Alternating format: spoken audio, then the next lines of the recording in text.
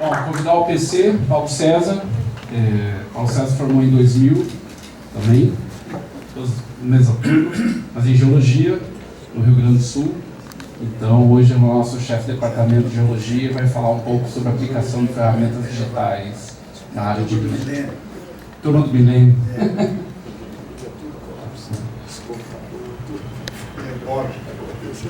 Boa tarde a todos, então. Bom, a ideia é dar uma pincelada aqui, né, da aplicação de ferramentas digitais no mapeamento, análise e definição de tratamento de taludes e mineração. Bom, a evolução dos métodos de mapeamento, né?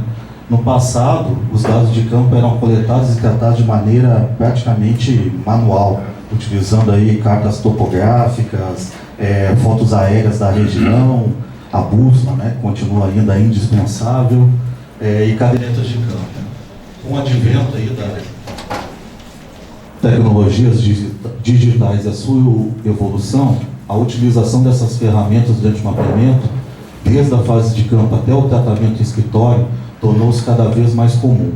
Atualmente, praticamente tudo de uma atividade de campo pode ser desenvolvida aí por aplicativos, né? Seja no smartphone, no tablet, com apoio de drones aí, e aqui embaixo está indicando, né? Facilitam demais, ampliam de forma precisa e rápida essa coleta de dados aí para o trabalho posterior aí de escritório, de elaboração da carta, do mapa geológico local e indicação de tratamentos quando necessários. Aqui é só o objetivo final, né? Se manteve no passado e hoje é o mesmo, elaborar um mapa geológico da área. As ferramentas tradicionais de campo aí, desde o martelo de geólogo, que esse não dá para substituir ainda, né? Mas a bússola manual, caderneta de campo, lupa, agora esqueci, as cartas aéreas para fazer estereoscopia, né? E depois veio grandes facilitadores aí do nosso trabalho, com a criação aí do notebooks, computadores, o GPS de mão facilitou demais a localização e extração de coordenadas para facilitar aí a achar os pontos depois na hora de elaborar um mapa geológico final, tablets, até relógios. E hoje, né? Hoje não, o drone já tem algum tempinho, mas talvez ele esteja chegando no ponto, no seu grande ápice, né? Ele consegue sobrevoar, permite inspeções mais seguras, com vários tipos de sensores, infravermelho, lidar, carrega também as antenas do RTK, e quase tudo isso hoje a gente consegue levar para o campo num pequeno dispositivo aí, né? Um celular, dos mais modernos, aí até... Opa, foi demais. Bom, o que não mudou, né? As atividades pré-campo, elas se mantêm, né? O planejamento antes de ir para o campo, entender a geologia da área para saber o que tu precisa tirar de dado relevante em campo, e se manteve. No passado, continua hoje. Então, o que era importante nessa atividade pré-campo? Avaliação prévia, saber se tem informações existentes, investigações geológico-geotécnicas, algum tipo de ensaio, algum mapeamento, mesmo que em escalas maiores, saber que tipo de dado existe. Pesquisa bibliográfica para compreensão aí da dinâmica geológica da região, caso ela esteja disponível, a elaboração de investigações geológicas complementares, né, se necessário, e o conhecimento sobre cronogramas e atividades macros em desenvolvimento na área. Aqui é mais em relação ao cliente final, né, que às vezes ele tem um prazo muito apertado para concluir as atividades, a gente não consegue estender campanha de investigações complementares, coleta de amostras e ensaios laboratoriais. A gente acaba simplificando e muitas vezes adotando aí parâmetros até mais conservadores. Como era antes, as informações prévias se encontravam em arquivos físicos, mapas e projetos em papel, impressos. A bibliografia nem sempre estava acessível, pois os arquivos físicos se encontravam em órgãos responsáveis, né? Tipo, tinha que conseguir uma carta no IBGE ou uma carta topográfica do Exército, adquirir fotos aéreas da região, para fazer pesquisa bibliográfica, para ter um mapeamento numa escala adequada aí a revista, né, com os detalhes do mapeamento geológico, DNPM, CPRM. Como é que é hoje? As informações estão disponíveis em formatos digitais, praticamente todas elas, seja o descritivo geológico da região, o mapa geológico da região, etc. A bibliografia está praticamente toda online e consegue baixar, inclusive, shapes de cartas geológicas, né? Consegue adiantar bastante uma etapa que antes tu tinha que buscar de maneira manual. Bom, as atividades de campo, como era antes, né? O acesso à base topográfica física, a partir dela o mapeamento visual das feições mais relevantes que tu queria representar para aquela região, utilização de bússolas, né, que ainda se mantém aí eficientes, mas existem já aplicativos até de celular aí que tu consegue tirar com uma certa confiabilidade as medidas, anotação de campo e cadernetas de campo, né? E aí vinha aquela questão da qualidade da informação, né? Tu podia ter feito um bom trabalho, um bom registro, mas muitas vezes molhava, manchava, até o próprio suor da gente aí na frente do afloramento borrava demais as cadernetas. Como é que é hoje? O acesso aos mapas tu consegue trabalhar em dispositivos móveis. Tu faz aí, tu baixa um Google, uma imagem da região, uma carta topográfica, tu leva em PDF, tu consegue observar o local com mais detalhe, acessar o que tu queria esquecer ou não anotou direito na atividade pré-campo, tu consegue acessar em campo.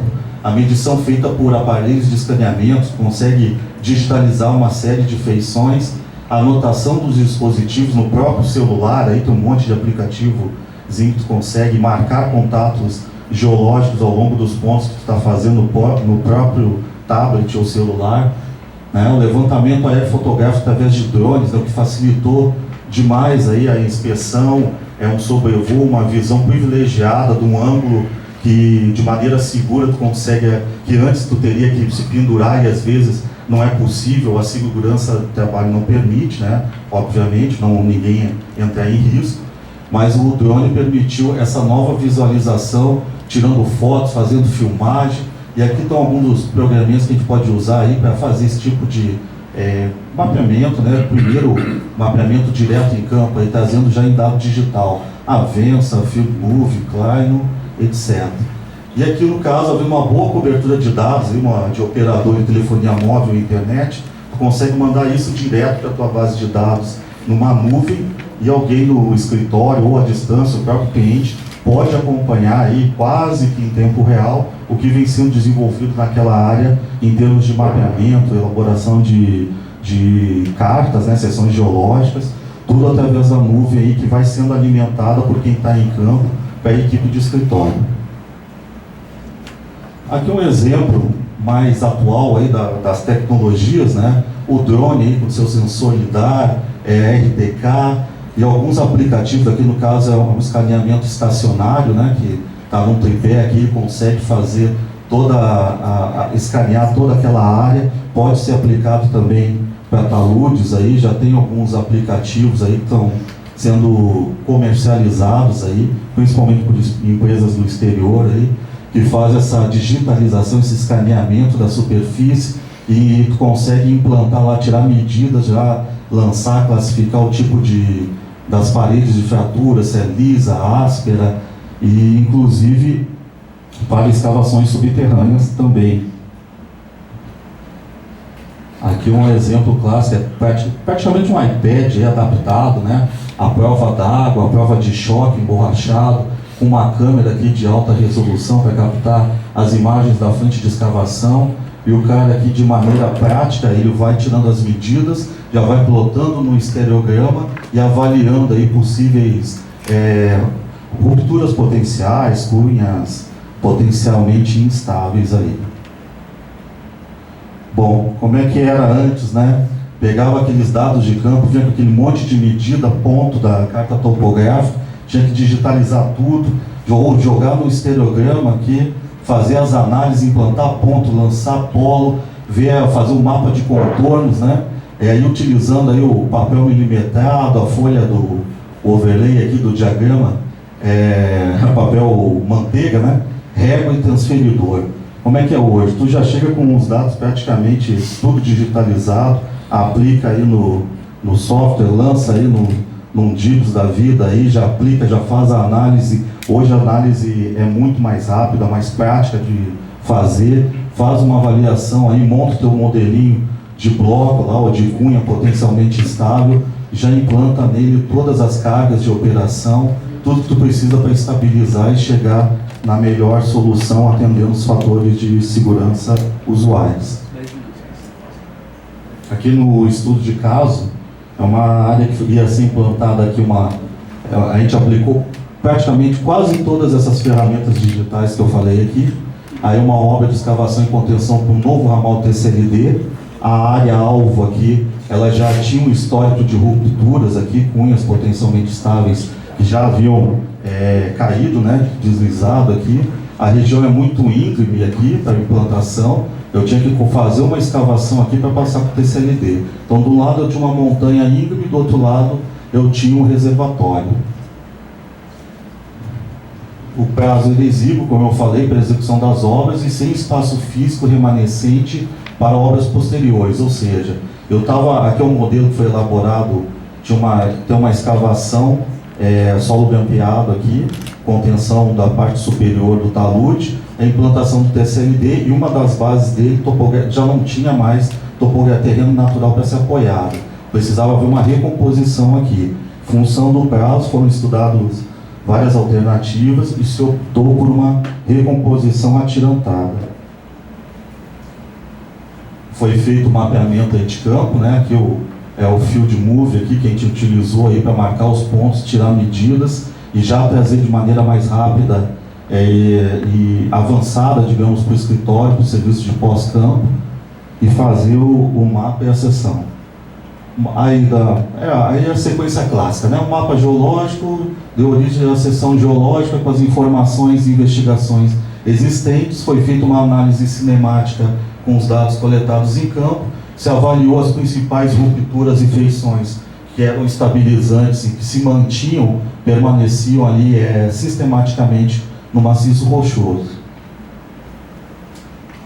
Aqui foi a solução que foi chegada, foi feita uma recomposição em concreto, ele foi atirantado já considerando as cargas de operação aqui do TCLD aqui, e para que ele trabalhasse de maneira independente da parte de baixo. Não havia mais como fazer nenhum tipo de tratamento pela frente aqui, das escavações para baixo do corte. Aí se optou, que era mais rápido, mais prático, vir aqui fazer a recomposição em concreto e fazer o atirantamento dessa recomposição, e o TCLD poderia trabalhar praticamente de maneira independente da parte de baixo, como se estivesse desconectado.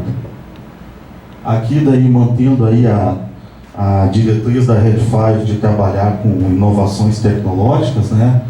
A realidade aumentada é uma importante ferramenta para a gente fazer esse tipo de avaliação, de maneira a ver e antecipar os problemas, eventuais interferências que o projeto possa ter em campo, e com isso poder fazer os ajustes quando necessários, antes mesmo da execução em campo. Bom, esse é o modelo que foi elaborado, com a vista geral da plataforma escavada para a implantação do TCLD. Foi feito um tratamento da superfície escavada para garantir a segurança dos trabalhos, a colocação da armadura e da recomposição de concreto, a concretagem da estrutura, o atirantamento dela ainda. Na próxima etapa é feita a armadura do TCLD propriamente dito, e a concretagem final da estrutura. Aqui é o solo grampeado representado da porção superior do talude, conclusão das estabilizações dos cortes e implantação final da estrutura. E aqui é uma vista geral de como ela fica no modelo digital e como ela ficou em campo, com destaque aqui para a posição dela já concretada, atirantada, e o solo grampeado superior. Bom, com tudo isso que a gente está falando aqui, né, será que isso ainda é o futuro, é o presente? Que todas essas ferramentas hoje já estão disponíveis aí, a grande maioria das pessoas, dos profissionais, já estão utilizando, e o que a gente pode ter de positivo com isso é que as ferramentas digitais permitem uma melhor rastreabilidade da informação, confiabilidade e arquivamento dessas informações, podendo ser melhor armazenada, né, tanto as próprias informações cruas, quanto os documentos gerados, inclusive com compatibilidades com o sistema BIM, que vem sendo falado bastante aqui. É importante ressaltar que para o sucesso, né, desse trabalho, o conhecimento geológico da região aí é fundamental. Porque a gente tem que, a geologia ela não se anula pelas ferramentas digitais, né? Elas vêm complementar, mas a base geológica da região a gente precisa ter, precisa estudar, até para compreender melhor. Mesmo diante dessa revolução tecnológica, né, é imprescindível que o mapeamento seja feito através da escolha correta e dos dados relevantes, representativos daquela região, né? Sempre é importante se atentar aos dados levantados, uma vez que a tecnologia nos proporciona facilidade e rapidez na obtenção e trabalho com esses dados, porém, não conseguiu substituir nosso pensamento crítico, que é um fator importante, por vezes decisivo para o sucesso do projeto. No momento, era isso que eu tinha para apresentar para vocês aí. Aqui, ó, é um exemplo das ferramentas que já existem aí no mercado para trabalhar, fazer um mapeamento direto aí com realidades virtuais. Aqui à esquerda é um exemplo do que vocês podem depois acessar ali fora e mexer um pouquinho com o modelo de realidade aumentada que foi elaborado pela Red 5 para trabalhar naquela contenção. É a mesma contenção apresentada, com a posição das armaduras, posição da concretagem, dos tirantes, e é possível andar pelas escavações e ter uma visão de maior imersão no projeto realizado. Era isso que eu tinha para apresentar no momento.